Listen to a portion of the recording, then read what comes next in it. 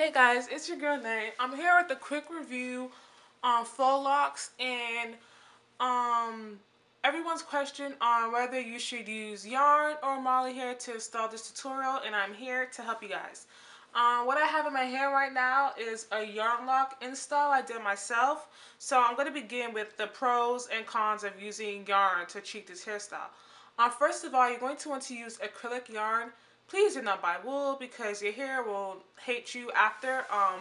Wool will lock in your hair with the yarn, and I think over a period of time, acrylic will also, but wool is just not good for your hair. Um, One of the first pros, or like the best pro about using yarn to do this hairstyle, it's really, really inexpensive. Like, you shouldn't spend more than $10 getting this hairstyle done if you do it yourself. But I mean, just for the materials to get the hairstyle, the hair done shouldn't be no more than $10, and that's still with $10, and then you still have yarn left over. Yeah. Um, the yarn tends to look more realistic over time. But to the untrained eye, it wouldn't.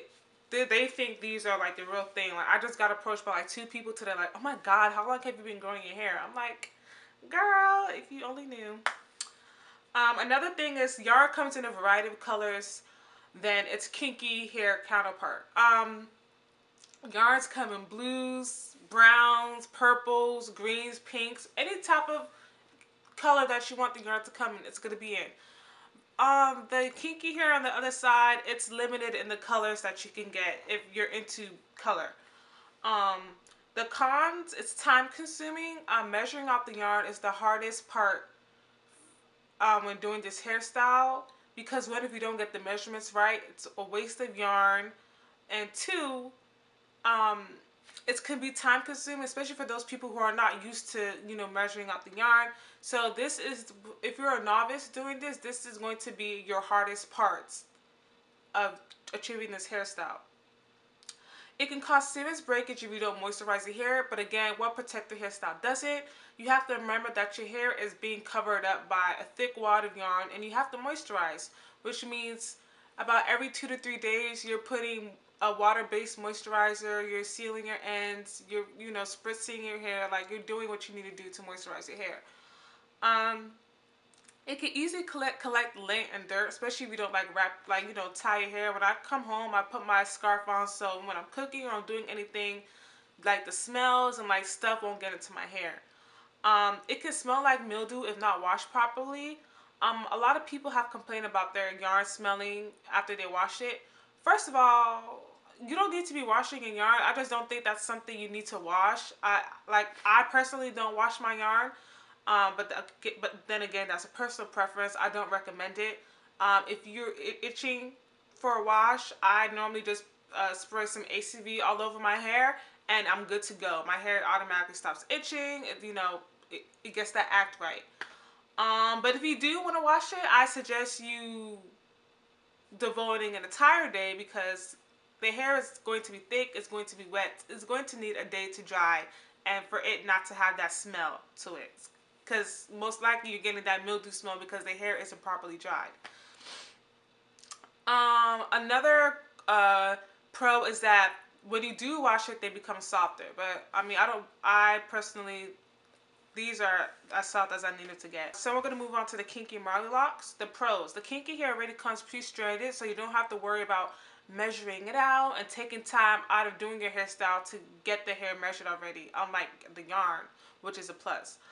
It's of course a great hairstyle that can last from weeks to months. Just be careful not to leave it in your hair for too long, so your hair will lock. But if this is a style you want to do to eventually lock your hair, please use human kinky hair, not synthetic kinky hair, because synthetic kinky hair is harsher on your hair than human.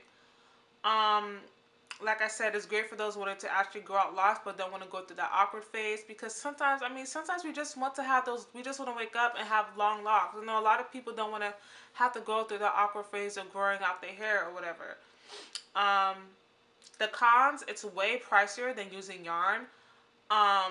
Depending on the method you use, if you just use the method where you just wrap the kinky hair around like a yarn braid or something, the hairstyle can range you from around like $30 to $60. But if you're using the kinky hair to braid all the way down or twist all the way down, and then using kinky hair again to wrap it, you're looking upwards to almost like $100, $200, depending on how big your head is. I have a big head, so I already know that's going to be like around $200, especially if like I like my hair long. If you want another con about this hairstyle is two hairstyles in one. A lot of people tend to braid or twist the hair all the way down, and then they take the Marley hair and then they wrap it around. I don't have time for that. What I normally do is I take some yarn, I braid it down to where my hair stops, as if I was doing a yarn install, and then I just use the Marley hair and wrap it around. I think that way it's a little bit less heavier than if you were to braid all the way down. So yeah, that's one method, and it's also easier to save money that way. Hair tends to snag onto everything. I think that's really what turned me off the most about using Marley hair for this. It tends to snag onto everything. And then also when you trim it, like the flyaway hairs, they just keep on coming and coming and coming.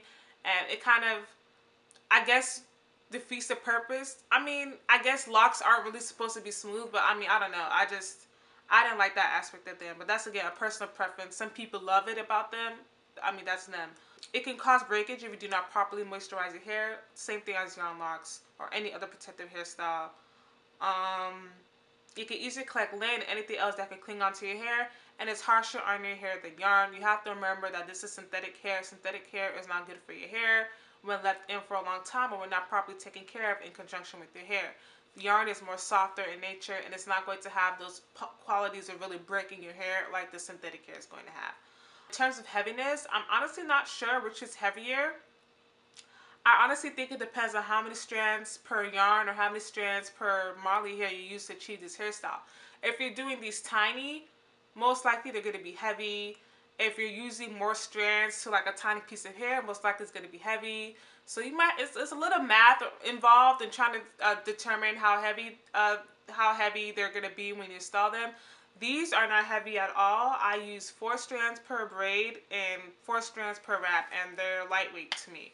So basically that's it. I hope this was really informative for you guys, and I hope this answered all you guys' questions who've been wondering the difference between yarn locks and Marley locks. So like, comment, rate, subscribe.